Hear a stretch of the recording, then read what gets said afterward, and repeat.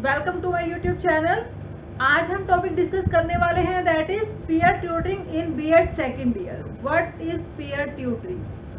सबसे पहले उससे पहले हम मीनिंग क्लियर करते हैं कि पीयर का मीनिंग क्या होता है। Peer means same age group के पीपल और ट्यूटरिंग मीन्स मतलब आप किसी को टीच कर रहे हो, ट्यूशन प्रोवाइड कर रहे हो या फिर आप कोचिंग प्रोवाइड कर रहे हो, मीन्स कुछ नॉलेज प्रोवाइड कर रहे हो। तो जब हम पीयर ट्यूटरिंग की बात करते हैं it means same age group के जब स्टूडेंट्स दूसरे स्टूडेंट्स को टीच करते हैं तो वो होता है आपका पीयर ट्यूटरिंग। अब ये कंपलसरी नहीं है कि सेम एज में सेम क्लास का भी स्टूडेंट हो, दिस इज नॉट कंपलसरी। वो स्टूडेंट जो पीयर ट्यूटर है वो आपका सीनियर लेवल का स्टूडेंट भी हो सकता है और सेम एज का मीन्स सेम क्लास का भी स्टूडेंट हो सकता है। मीन्स ये सेम एज पीयर ट्यूटरिंग भी होता है और क्रॉस एज पीयर ट्यूटरिंग भी होता है। सेम एज में आपका सेम क्लास स्टूडेंट ही आपको टीच करेगा। आपकी जो भी डाउट्स होते हैं, जो कंफ्यूजन होता है, जो आप क्लास में टीचर से क्लियर करने में कुछ शायद फील करते हैं तो वो आप अपने पीयर ट्यूटर से इजीली उनको क्लियर कर सकते हो अपने डाउट्स को। और दूसरा क्रॉस एज में वो आपका एक सीनियर लेवल का है पीयर ट्यूटर, तो आपको वो और ज़्यादा इजीली से आपके डाउट्स क्लियर कर सकता है। पीयर ट्यूटरिंग का हमें बेनिफिट क्यों है? क्योंकि इसमें क्या है कि आज जैसे देख सकते हो इंडिया में हमारा टीचर्स की वैसे भी शॉर्टेज है, तो अगर हम इस कॉन्सेप्ट को फॉलो करते हैं तो हम अपनी उस डेफिशिएंसी को भी यहाँ पर रिमूव कर सकते हैं। बट अभी तक इंडिया में ये हमारा कॉन्सेप्ट जो है बहुत ज़्यादा अप्लाई नहीं हो रहा है, तो अभी इस पर हमें बहुत ज़्यादा नीड है गवर्नमेंट की कंसिडरेशन की कि वो इस कॉन्सेप्ट को अप्लाई करने में उस पर एक्शंस ले, जो नेसेसरी स्टेप्स है उसको लिया जाए ताकि इस कॉन्सेप्ट को हम अप्लाई कर सकें। अब बात आती है कि पीयर ट्यूटरिंग के बेसिकली हमारे ऑब्जेक्टिव क्या होते हैं।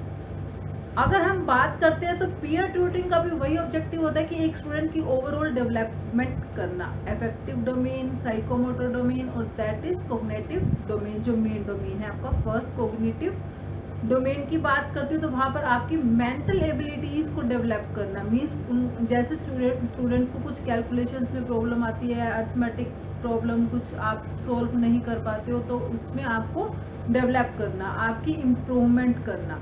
अगर मैं बात करती हूँ तो अफेक्टिव डोमेन की, तो वो रिलेटेड होता है आपका फ्रेंडशिप सर्कल, मीन्स कहीं ना कहीं आपको कोऑपरेशन में हेल्प करता है, आपको आपके फ्रेंडशिप के बारे में सिखाता है, मीन्स जहाँ पर फ्रेंडली एनवायरनमेंट डेवलप होता है। फिर हम बात मतलब अफेक्टिव बेसिकली आपके इमोशन से रिलेटेड होता है, जहाँ पर आप अपने फ्रेंड से अपना सब कुछ डिस्कस कर सकते हो, शेयर कर सकते हो, तो वो आप में डेवलपमेंट, उस सिचुएशन की डेवलपमेंट करना जहाँ पर आप हर एक अपने डाउट्स को इजीली शेयर कर सको, उनसे डिस्कस कर सको, तो आपके इमोशंस को यहाँ पर डेवलप करता है।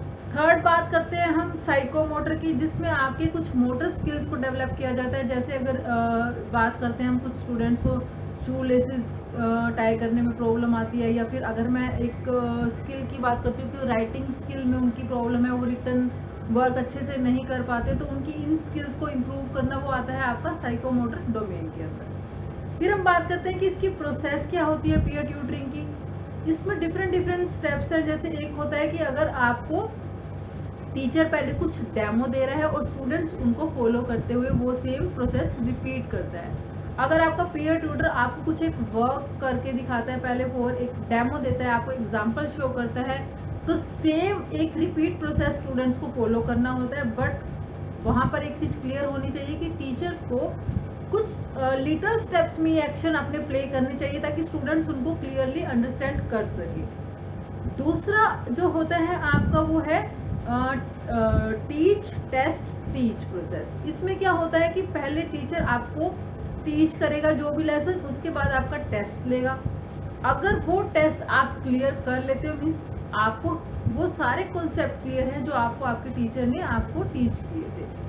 अगर आप उस टेस्ट में क्लियर हो जाते हैं तो इट मीन्स हम नेक्स्ट प्रोसेस पे अपना स्टेप लेंगे, मीन्स कोई अदर टॉपिक चूज करेंगे स्टडी के लिए, अदर लेसन अपना स्टार्ट करेंगे।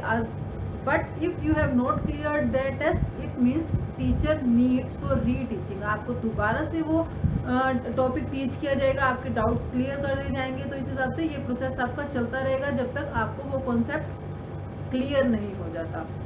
थर्ड हम बात करते हैं उसमें क्या होता है कि जैसे ट्विन इसमें प्रोसेस होता है कि अगर कोई आप कॉम्प्रिहेंशन रीड कर रहे हैं तो फर्स्ट जो पैराग्राफ होगा उसमें वो टीचर रीड करेगा, सेकंड जो पैराग्राफ होगा वो स्टूडेंट रीड करेगा, third paragraph again teacher read करेगा, फिर नेक्स्ट पैराग्राफ स्टूडेंट रीड करेगा। तो इस टाइप से ये कॉन्टिन्यूसली एक प्रोसेस चलता रहता है कि इसमें दोनों ही वन बाय वन, या हम इसको ट्विन प्रोसेस भी कह सकते हैं, या फिर वन बाय वन प्रोसेस की one time teacher one time student, इस टाइप से वो हमारी प्रोसेसिंग यहाँ पर कंप्लीट की जाती है।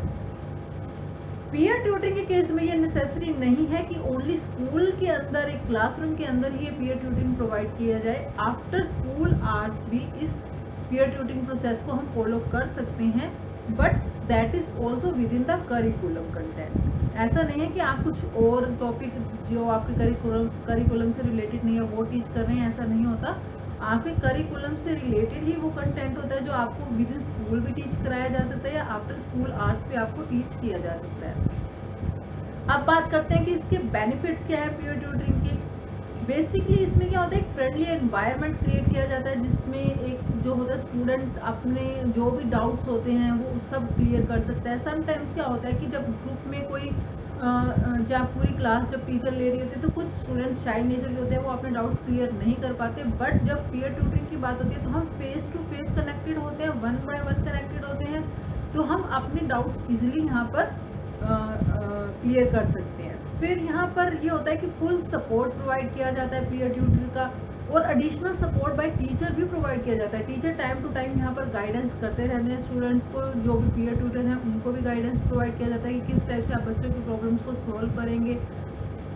ओवरऑल डेवलपमेंट पर फोकस किया जाता है, बच्चों की हर एक प्रॉब्लम्स, हर एक डाउट को सॉल्व किया जाए, उनके हर डोमेन को सॉल्व किया जाए। तो यहाँ पर ओवरऑल डेवलपमेंट की भी बात कर रहे हैं, क्योंकि मैंने आपको पहले भी बताया कि यहाँ पर हम तीनों डोमेन्स को डिस्कस करते हैं, जो भी उनके कॉग्निटिव डोमेन है या फिर अफेक्टिव डोमेन या साइकोमोटर डोमेन, तीनों ही डोमेन्स को लेकर यहाँ पर उनकी डेवलपमेंट को लेकर यहाँ पर काम किया जाता है। तो इस तरीके से हम देखते हैं कि पीयर ट्यूटर के बहुत ही ज़्यादा बेनिफिट हैं। इसको अप्लाई करना हमारे लिए ज़्यादा बेनिफिशियल होगा। हमारे इंडियन करिकुलम के अंदर, स्कूल्स के अंदर अगर इस स्टेप को हम फॉलो करते हैं तो that will be beneficial for the students and also for the teachers. So मिलते हैं नेक्स्ट टॉपिक में नेक्स्ट वीडियो के साथ, तब तक टेक केयर, बाय बाय।